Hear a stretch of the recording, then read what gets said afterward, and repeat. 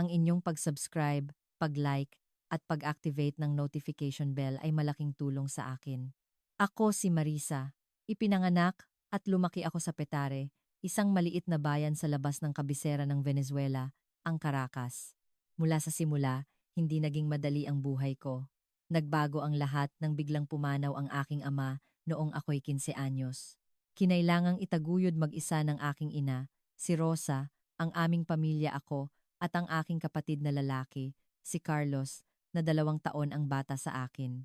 Habang lumalala ang ekonomiya ng Venezuela, ang presyo ng bilihin ay tumaas ng todo at ang mga trabaho ay unti-unting nawala. Ang aking ina ay nagtatrabaho bilang tagalinis mula alas 5 ng umaga hanggang alas 10 ng gabi, ngunit hindi pa rin ito sapat para sa aming mga pangangailangan. Pagkatapos kong makapagtapos ng high school, agad akong nagsimulang magtrabaho bilang tagahugas ng pinggan sa isang maliit na karinderya sa bungad ng aming bayan, ang La Esperanza.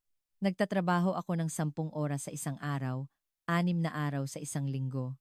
Namumula at nagpapaltos ang aking mga kamay sa mainit na tubig at parang mababali ang aking likod, ngunit tinitiis ko ito. Sa kabila ng lahat ng paghihirap, ang kinikita ko lang sa isang buwan ay 200 o humigit kumulang 11,000 Philippine pesos. Sa taglamig, ang aming bahay na walang pampainit ay parang yelo. Madalas ding mawalan ng kuryente, kaya umaasa kami sa liwanag ng kandila. Ang kapatid kong si Carlos ay matalino at gustong-gusto mag-aral sa kolehiyo, ngunit dahil walang pambayad ng matrikula, tila kailangan na niyang isuko ang kanyang pangarap. Sa kabila ng desperadong sitwasyong iyon, sinubukan kong huwag sumuko.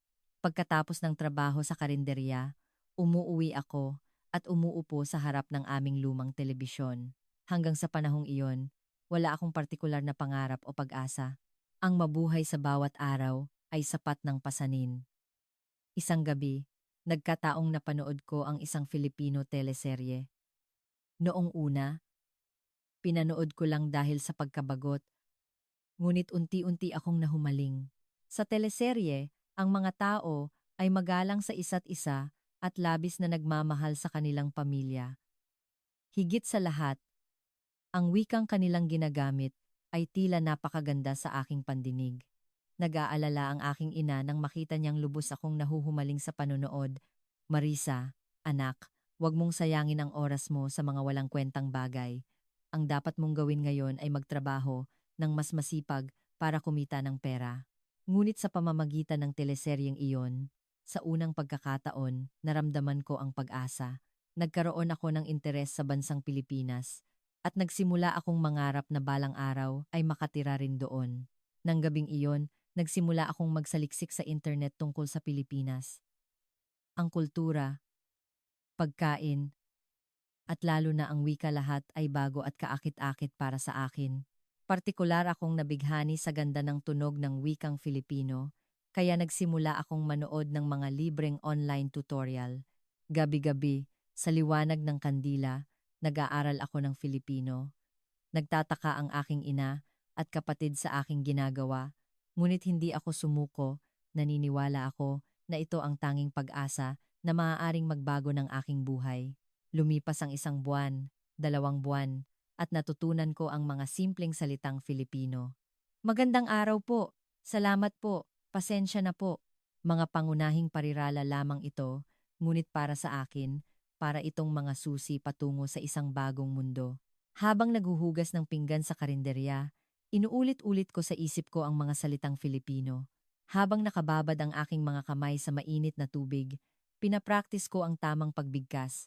Maaring inisip ng mga tao sa paligid ko na nababaliw na ako, ngunit sigurado ako, ito ang pagkakataon na magbabago sa aking buhay. 3 buwan matapos kong mag-aral ng Filipino, nakahanap ako ng isang online na language exchange group. Doon, nalaman kong maaari akong makipag-usap sa mga Pilipino para magsanay. Noong una, nag-alangan ako dahil sa aking limitadong kaalaman, ngunit naglakas loob akong mag-post. Magandang araw po. Ako si Marisa, mula sa Venezuela.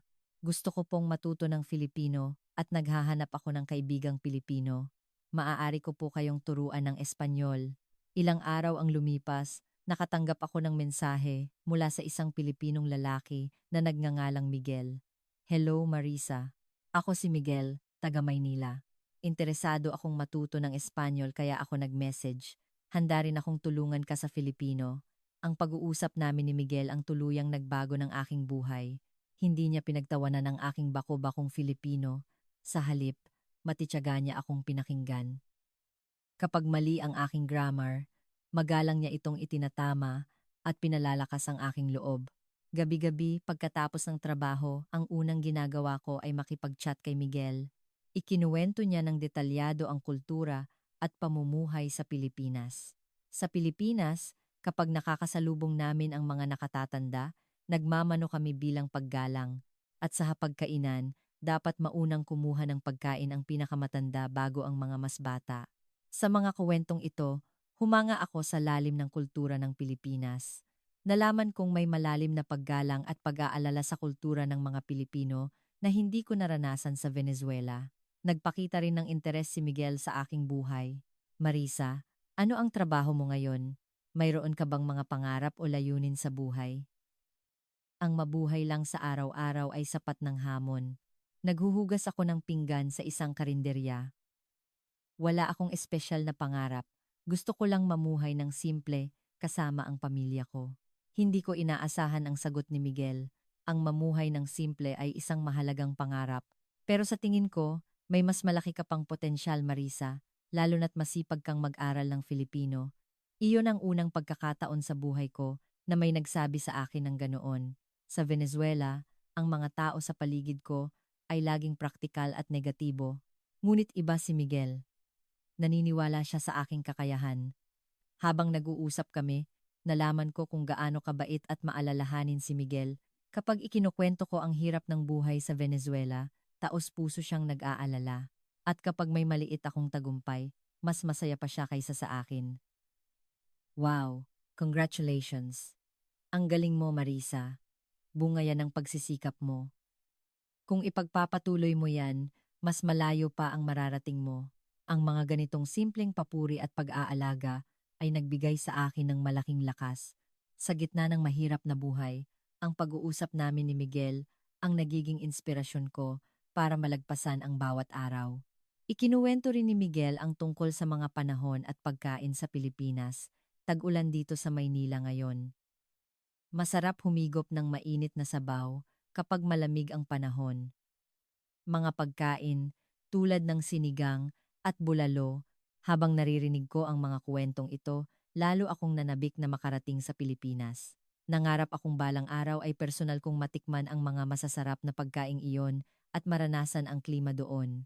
Sa paglipas ng panahon, si Miguel ay hindi lang naging isang language exchange partner, kundi ang pinakamalaking sandigan ko sa buhay. Sa aming pag-uusap, sa unang pagkakataon, naranasan ko ang tunay na atensyon at pag-aalaga. 3 buwan na kaming nag-uusap online ni Miguel. Gaya ng dati, pagkatapos ng trabaho, umuwi ako at nakipag-chat sa kanya. Ngunit noong gabing iyon, may kakaiba. Maingat na nagsalita si Miguel.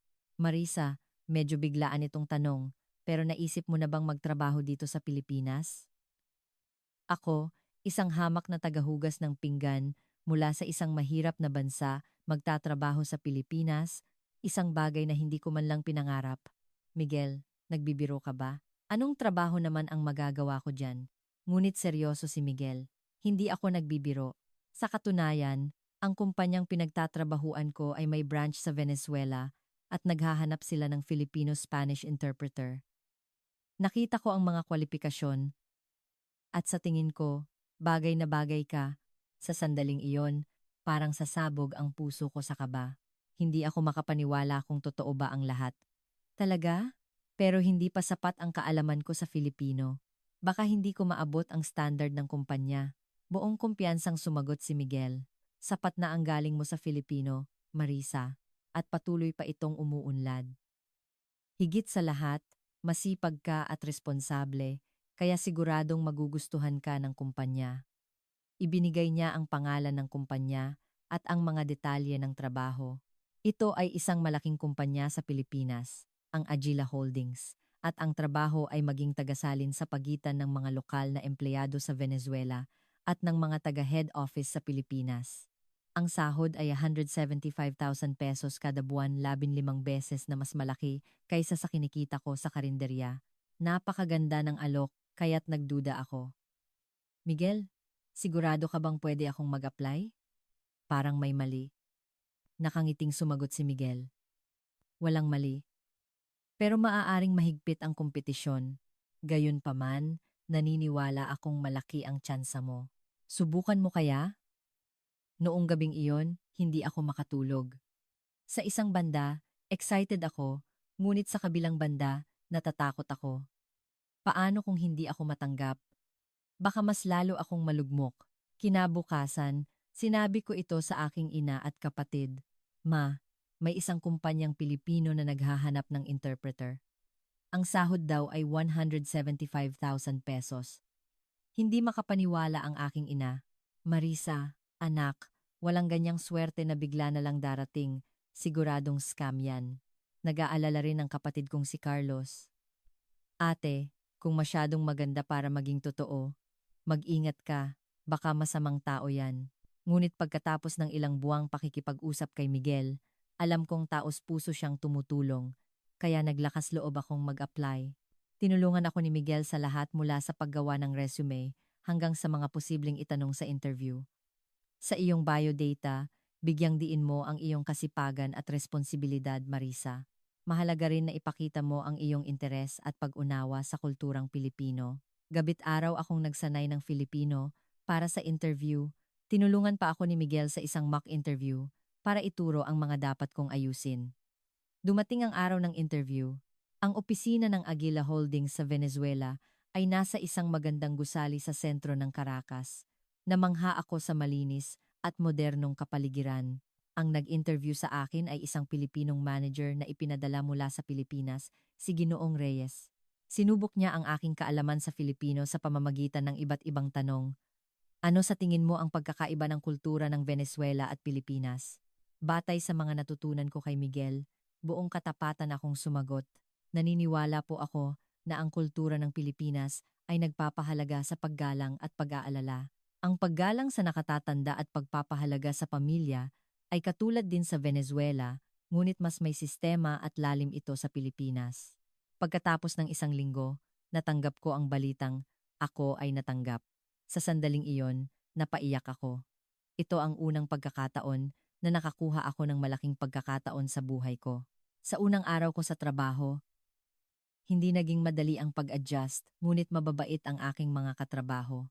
Lalo na ang mga Pilipinong empleyado, pinalakas nila ang aking loob nang makita nilang nagsisikap akong makipag-usap sa Filipino.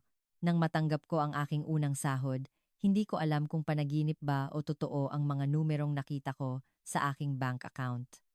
175,000 pesos, 15 beses na mas malaki sa sahod ko sa karinderya.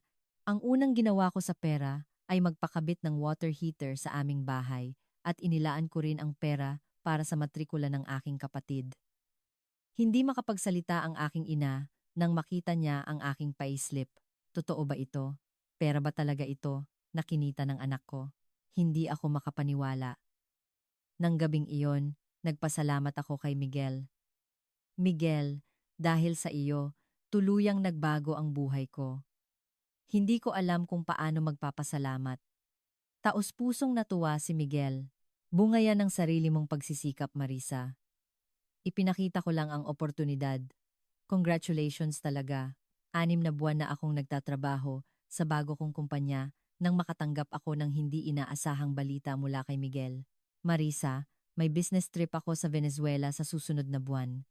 Kung may oras ka, pwede ba tayong magkita para itong panaginip? Ang makita ng personal si Miguel na nakakausap ko lang online ay nagpatibok ng mabilis sa aking puso. Talaga? Oo naman! Kapag dumating ka sa Venezuela, ako ang magiging tour guide mo. Habang papalapit ang pagdating ni Miguel, nagsimula akong kabahan. Komportable kami online, pero baka maging awkward kapag nagkita na kami ng personal. Sa airport, hindi ako nahirapang hanapin si Miguel. Ang ngiti niya ay katulad ng sa mga litrato, mainit at palakaibigan. Marisa! Sa wakas, nagkita rin tayo. Ikinagagalak kitang makilala. Si Miguel ay isang tunay na maginoo. Magalang siyang bumati at may dala pa siyang maliit na regalo, pasalubong mula sa Pilipinas. Naantig ako sa kanyang kabaitan. Gusto ko siyang ipakilala agad sa aking ina at kapatid, kaya dinala ko siya sa aming bahay. Luma at maliit pa rin ang aming bahay, ngunit hindi ito ininda ni Miguel. Ma, siya po si Miguel na ikinukwento ko. Noong una ay nahihiya pa ang aking ina, ngunit nang makita niya ang magalang na pagbati ni Miguel, unti-unti siyang naging komportable. Magandang araw po, Ginang. Ikinagagalak ko po kayong makilala. Madalas po kayong ikuwento sa akin ni Marisa. Bahagyang yumuko si Miguel bilang paggalang. Humanga ang aking ina sa kanyang asal. Nang ihain namin ang tradisyonal na pagkaing Venezuelan na arepas na niluto ni ina, naging maganda ang reaksyon ni Miguel. Napakasarap po nito. Para po siyang bibingka sa Pilipinas. Kayo po mismo ang gumawa, no? Ramdam ko po ang pagmamahal sa pagkaluto. Natuwa ang aking ina nang makitang nasasarapan si Miguel. Kung gusto mo, kumain ka pa. Gusto ko ring malaman ang tungkol sa pagkain sa Pilipinas. Detalyadong ipinaliwanag ni Miguel ang tungkol sa mga pagkaing Pilipino. Masaya niyang ikinuwento ang adobo, sinigang, at lechon, pati na rin kung paano ito niluluto. Sa ilang araw na pananatili niya, sinikap ni Miguel na unawain ang aming bansa. Sinamahan ko siyang bisitahin ang Angel Falls at Mount Roraima. Napakagandang bansa pala ng Venezuela. Hindi ko akalain na ganito kadakila ang kalikasan dito. Habang pinagmamasdan ko si Miguel na humahanga sa Angel Falls, nakaramdam ako ng pagmamalaki, parang kinikilala niya ang ganda ng aking bayan. Habang naglalakad kami sa lumang siyudad ng Caracas, nagpakita siya ng interes sa kasaysayan at kultura ng Venezuela. Kailan pa itinayo ang gusaling ito? Malaki ang impluensya ng pananakop ng Espanya, ano? Ang kanyang mga tanong at tunay na interes na malaman ang tungkol sa Venezuela ay labis kong ikinatuwa. Ang pinakahinangaan ko sa pananatili ni Miguel ay ang paraan ng pakikitungo niya sa mga lokal. Magalang siyang bumabati sa mga batang nakakasalubong namin at magalang siyang nakikipag-usap sa mga tindera sa palengke. Nang kausapin siya ng isang tindera sa Espanyol, isinalin ko ito para sa kanya at palagi niyang sinasabi na iparating ko ang kanyang pasasalamat. Pakisabi sa Ale, mukhang napakasarap ng tinda niya. At pakisabi, salamat sa kanyang kabaitan. Ang mga maliliit na gesturang ito ang dahilan kung bakit nagustuhan din ng mga taga-Venezuela si Miguel. Sa araw ng kanyang pag-alis, sinabi ng aking ina, napakabuting tao niya. Magalang at ramdam kong pinapahalagahan niya ang aming Marisa. Iniisip ko tuloy kung lahat ba ng Pilipino ay ganyan kabait. Sa huling araw, kaming dalawa lang ang magkasama. Nag-usap kami sa isang maliit na kapihan sa Caracas. Marisa, maraming akong natutunan sa pagbisita ko dito. Lalo na ang kahalagahan ng pamilya. Uminit ang puso ko sa kanyang sinabi. Marami ka ring itinuro sa akin. Miguel, nalaman ko ang ganda ng kulturang Pilipino at higit sa lahat, natutunan ko kung ano ang tunay na pag-aalala sa kapwa. Hanggang sa kanyang pag-alis sa airport, ipinakita niya ang pag-aalaga sa akin at sa aking pamilya. Pakikumusta ako kay tita at sana maging maayos ang pag-aaral ni Carlos. Kahit umalis na si Miguel, patuloy kaming nag-usap. Ngunit ngayon, alam na naming hindi na lang kami simpleng magkaibigan. Lumalim na ang aming pag-aalaga at pagtingin sa isa't isa. Isang taon na akong masipag na nagtatrabaho sa Aguila Holdings Venezuela nang makatanggap ako ng isang kamangha-manghang alok mula sa kumpanya. Marisa, may pagkakataon kang sumailalim sa isang 3 buwang training sa aming head office sa Pilipinas. Interesado ka ba? Nang marinig ko ang alok ni Ginoong Reyes, parang tumigil ang pagtibok ng puso ko, isang pagkakataon na makapunta sa pinapangarap kong bansa. Talaga po? Pwede po bang pumunta sa Pilipinas ang isang tulad ko? Oo naman. Isa ka sa pinakamasipag at mahusay naming empleyado, Marisa. Hinihintay ka na ng mga taga-head office. Nang gabing iyon, ibinalita ko ito kay Miguel. Miguel, pupunta ako sa Pilipinas. May 3 buwan akong training sa Maynila. Mas masaya pa siya kaysa sa akin. Talagang, congratulations! Sa wakas magkikita na tayo dito. Susunduin kita sa airport. Makalipas ang 1 buwan, Sumakay na ako sa eroplano papuntang Pilipinas. 14 oras ang biyahe, ngunit dahil sa excitement, hindi ako makatulog. Habang tinitingnan ko ang mga ulap sa labas ng bintana, iniisip ko ang Pilipinas na malapit ko nang makita.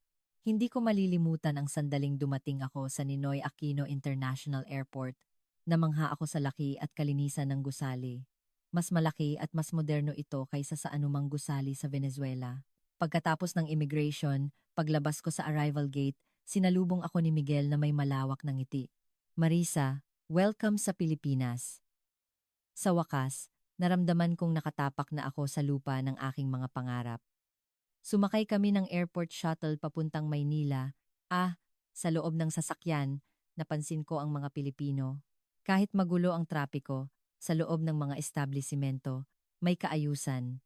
Talagang disiplinado ang mga Pilipino, ano? Oo, mula bata, tinuturuan kaming huwag makaabala sa iba. Pagdating namin sa isang istasyon ng tren, lalo akong namangha. Ang istasyon ay malinis at organisado. Nakakatuwa ring makita ang mga eksena sa loob ng tren. Mga kabataang nag-aalok ng upuan sa mga matatanda at ang pagbibigay priority sa mga buntis. Talagang nakasanayan na nila ang pag-aalala sa kapwa. Dito sa Pilipinas, natural lang na alagaan ang mga nakatatanda at nangangailangan. Ang tinuluyan kong inihanda ng kumpanya ay isang studio unit sa Makati. Maliit ngunit malinis at kumpleto sa gamit. Mas maganda pa ito kaysa sa aming bahay sa Venezuela. Sa unang gabi, dinala ako ni Miguel sa isang kalapit na restaurant para ipakilala sa akin ang pagkaing Pilipino. Ang una kong natikman ay sinigang. Ito pala ang sikat na sinigang. Hindi gaanong maasim tulad ng inaasahan ko at masarap. Ngunit ang mas ikinagulat ko ay ang dami ng pagkain. Adobo, pinakbet, pritong isda, kanin, at sabaw, isang buong handaan ang inihain sa amin. Lahat ba ito kasama sa order namin? Kapag may bisita, parang laging piyesta. Isang bagay na hindi ko kailanman mararanasan sa Venezuela. Ito ang unang pagkakataon na nakaranas ako ng ganitong kasaganang pagtanggap. Kinabukasan, nagsimula na ang aking training. Hindi ko malilimutan ang pakiramdam nang pumasok ako sa gusali ng Agila Holdings. Mula sa lobby hanggang sa mga opisina, lahat ay sistematiko at moderno. Ang training program ay napakahusay. Natutunan ko ang tungkol sa corporate culture ng Pilipinas, business etiquette, at advanced Filipino. Lalo na sa corporate culture, marami akong napulot. Ang kahalagahan ng teamwork, ang paggalang sa hierarkiya, at higit sa lahat, ang pag-uuna sa customer. Sa tanghalian, ginamit namin ang cafeteria ng kumpanya at dito rin ako humanga. Ang pagbibigay ng masarap na pagkain sa murang halaga ay nagpapakita ng pag-aalaga sa kapakanan ng mga empleyado. Tuwing weekend, kasama ko si Miguel na namamasyal sa iba't ibang lugar sa Maynila. Ang ganda ng mga lumang gusali sa Intramuros, ang sigla ng pamimili sa mga mall, at ang tahimik na paglalakad sa baybayin ng Manila Bay, lahat ay bago at kapana-panabik. Nang umakyat kami sa isang rooftop bar na tanaw ang buong lungsod, hindi ko maiwasang mamangha paano nabubuhay ng maayos ang napakaraming tao sa ganito kalaking syudad, ang mga Pilipino. Kahit may pagka-individualista, malakas din ang community spirit o bayanihan, kaya gumagana ng maayos ang malaking siyudad na ito. Sa tuwing sasakay kami ng tren, lalo akong humahanga sa sistema ng lipunang Pilipino. Ang eksaktong oras ng pagdating, ang malinis na pasilidad, at ang disiplinadong mga pasahero, lahat ay perpekto. Ang unang buwan ko sa Pilipinas ay puno ng mga bagong tuklas. Hindi ko maiwasang hindi humanga sa bawat maliit na detalye ng lipunang Pilipino na puno ng pag-aalala. Ikatlong linggo ng training, Sabado. Tuwang-tuwa akong tumitingin sa mga magagandang tindahan, mga damit at kosmetiko. Napakaraming magagandang bagay na hindi ko makikita sa Venezuela. Sa isang maliit na tindahan ng alahas, habang pumipili ng regalo para sa aking ina at kapatid, magbabayad na sana ako nang bigla akong nataranta. Kahit anong hanap ko sa aking bag, wala ang pitaka ko. Noong una, inisip kong nasa isang sulok lang ito ng bag. Ngunit kahit anong halungkat ko, wala talaga. Hindi pa ako bihasa sa Filipino at hindi ko pa kabisado ang lugar. Paano na ako? Sinubukan kong ipaliwanag ang sitwasyon sa staff ng tindahan, ngunit dahil sa kaba, hindi ako makapagsalita ng maayos. Pasensya na po, ang pitaka ko. Nawawala po. Nag-alala ang staff nang makita ang aking pag-aalala. Saan niyo po nawala? Nag-report na po ba kayo sa security? Nagsimula na akong maiyak. Hindi ko alam kung ano ang gagawin. Lumabas ako ng tindahan at tinawagan si Miguel. Miguel, nawawala ang pitaka ko. Anong gagawin ko? Narinig ko ang pagkagulat sa boses ni Miguel. Ano? Nasaan ka ngayon? Pupuntahan kita agad. Makalipas ang 30 minuto, humahangos na dumating si Miguel. Nang makita niya akong umiiyak, agad niya akong binigyan ng mainit na kape para pakalmahin. Huminahon ka muna. Maaayos din ang lahat. Maganda ang sistema dito sa Pilipinas sa paghahanap ng mga nawawalang gamit. Gumaan ang loob ko sa kalmadong boses ni Miguel. Agad siyang kumilos. Una, pumunta tayo sa mall security para mag-report. Tapos, tatawagan natin ang credit card company para ipablock ang card mo. Tinulungan ako ni Miguel na magpaliwanag sa security guard. Mabait ang guard at tinulungan kaming punan ang report at nangakong titingnan ang CCTV. Titingnan po namin ang CCTV at tatawagan kayo. Maraming CCTV sa mall, kaya malaki ang posibilidad na makita, ngunit ang pinakamalaking problema ay ang pasaporte. Kung wala ito, hindi ako pwedeng manatili sa Pilipinas o bumalik sa Venezuela. Kailangan nating pumunta sa embassy para mag-apply ng bagong pasaporte. Medyo matatagalan, pero may paraan. Sinamahan ako ni Miguel sa Venezuelan Embassy para asikasuhin ang lahat. Sabi ng staff, aabutin daw ng 1 linggo. Ngunit may isa pang problema. Ang susi at access card ng aking tinutuluyan ay nasa pitaka rin. Hindi ako makakapasok sa aking unit at hindi ko maipagpapatuloy ang training. Noon sinabi ni Miguel, Marisa, kung okay lang sa'yo, sa bahay ka muna tumuloy habang hinihintay ang pasaporte mo. Noong una, nag-alangan ako dahil ayokong makaabala. Miguel, hindi pwede. Sobrang abala na sa'yo. Ngunit pursigido si Miguel. Hindi ka abala. Masaya pa nga akong makakasama kita. Mahihirapan kang mag-isa, di ba? Naantig ako sa kanyang taos-pusong pag-aalala. Kahit sa ganitong sitwasyon, ako pa rin ang iniisip niya. Ang bahay ni Miguel ay isang maliit na condo unit sa Mandaluyong. Hindi kalakihan, ngunit malinis at maaliwalas. Pasensya ka na sa abala, 1 linggo lang naman. Sa sahig ako matutulog. Naku, hindi! Ako ang matutulog sa sahig. Hindi tama na ang may-ari ng bahay ang matutulog doon. Sa huli, si Miguel ang natulog sa sahig. Lalo akong humanga sa kanyang kabaitan. Sa loob ng 1 linggong iyon, buong puso niya akong tinulungan. Maaga siyang gumigising para maghanda ng almusal at araw-araw niya akong hinahatid at sinusundo sa training. Marisa, kamusta ang training mo? Hindi ka ba nahirapan? Gabi-gabi, pinapakinggan niya ang mga kuwento ko at pinalalakas ang aking loob. Habang pinagmamasdan ko siya, nakumpirma ko sa aking sarili, siya na ang pinakamahalagang tao sa buhay ko. Pagkatapos ng 1 linggo, nakuha ko na ang bagong pasaporte at sa aking pagkagulat, tumawag ang mall security. Nahanap na po ang pitaka ninyo. Isang tindahan po ang nag-report. Nang kunin ko ang pitaka, abot langit ang aking tuwa. Salamat sa Diyos. Kumpleto pa ang pera at mga card. Talagang matatapat ang mga Pilipino. Kung sa Venezuela ito nangyari, hinding-hindi ko na ito mababawi. Nakangiting sumagot si Miguel. Mula bata, tinuturuan kami sa Pilipinas na huwag kukunin ang hindi sa amin. Kaya posible ang mga ganitong bagay. Sa pangyayaring iyon, nakita ko ang integridad ng lipunang Pilipino at ang katapatan ni Miguel. Sa gitna ng krisis, naramdaman ko ang tunay na pagmamahal mula sa kanyang pag-aalaga. Pagkatapos ng 3 buwang training, bumalik ako sa Venezuela bilang isang ibang tao. Ang karanasan ko sa Pilipinas ay nagbago ng aking pananaw sa buhay. Sa airport, masaya kong sinalubong ang aking ina at kapatid, ngunit may halo ring lungkot. Labis kong namiss ang buhay sa Pilipinas. Marisa, anak, marami kang natutunan sa Pilipinas. Mas naging masayahin ka. Ang mga kuha sa Intramuros sa Manila Bay, at sa mga naglalakihang gusali sa Makati. Namangha rin sila, napakalinis at maunlad na bansa pala. Buti na lang at doon ka nakatira, anak. Pag-uwi sa bahay, ipinamigay ko ang mga pasalubong.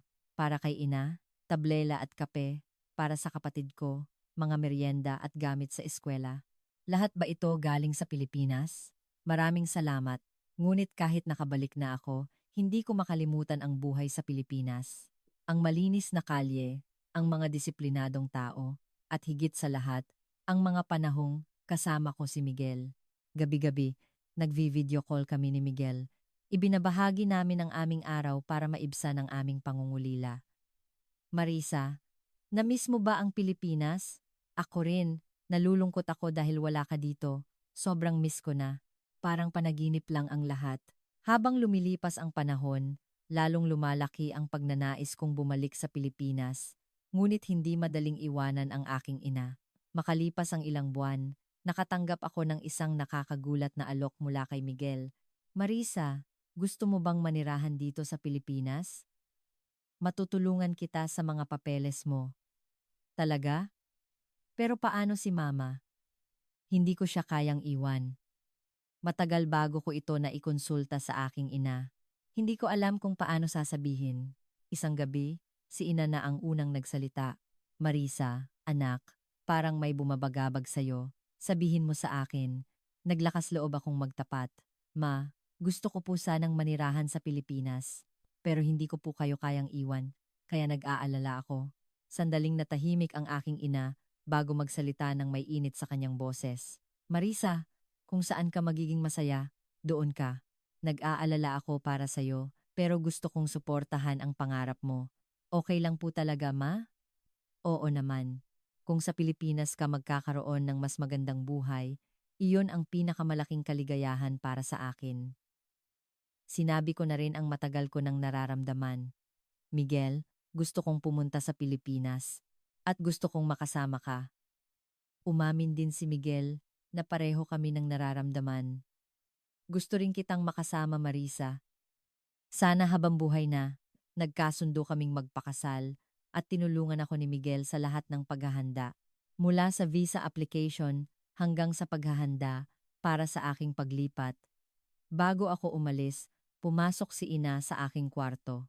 Marisa, anak, kahit nasa Pilipinas ka na, huwag mong kalimutan na taga-Venezuela ka at napakaswerte mo na nakilala mo ang isang mabuting tao tulad ni Miguel.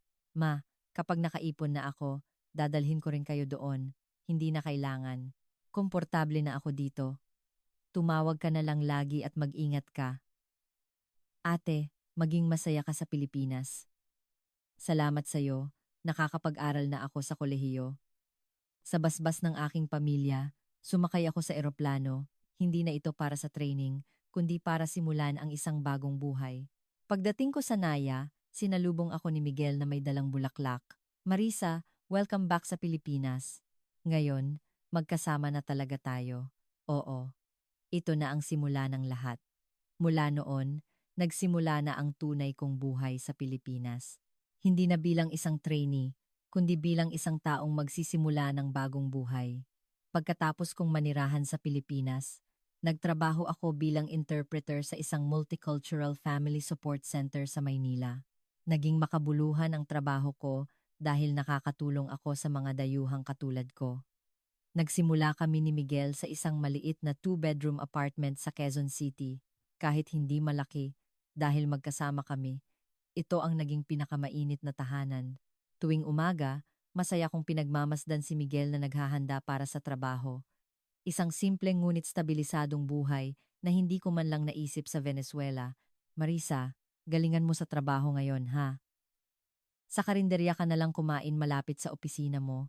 Laging sinisigurado ni Miguel na nasasanay ako sa pagkaing Pilipino.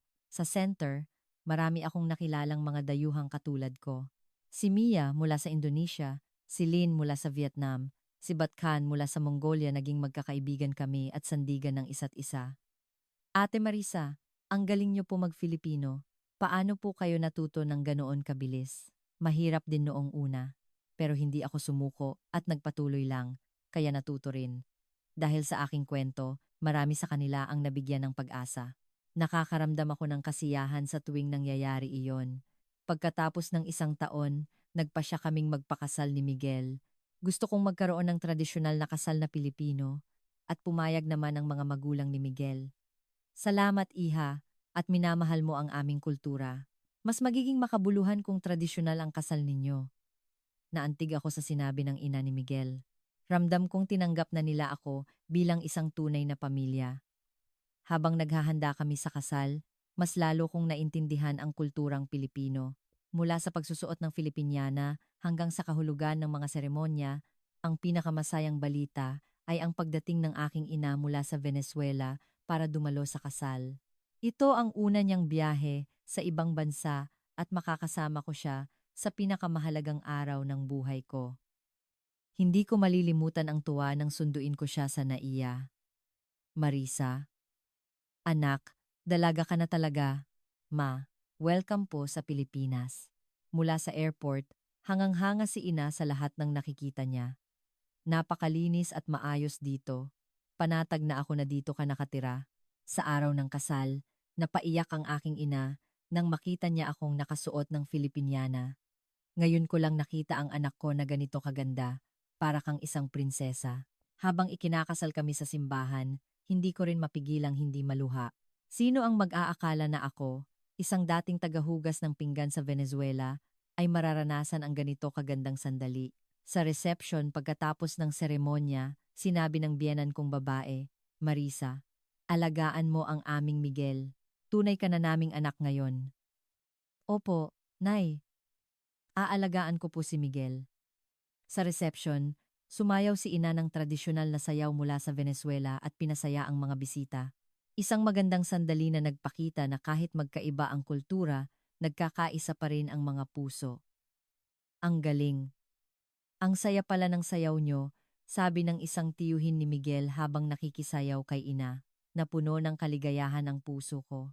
Pagkatapos ng kasal, sinimulan ko ang proseso para maging isang Pilipinong mamamayan. Hindi naging madali ang mga eksaminasyon sa wika at kasaysayan, ngunit tinulungan ako ni Miguel. Marisa, kailan nangyari ang EDSA Revolution? 1986 po. Panahon ni Cory Aquino.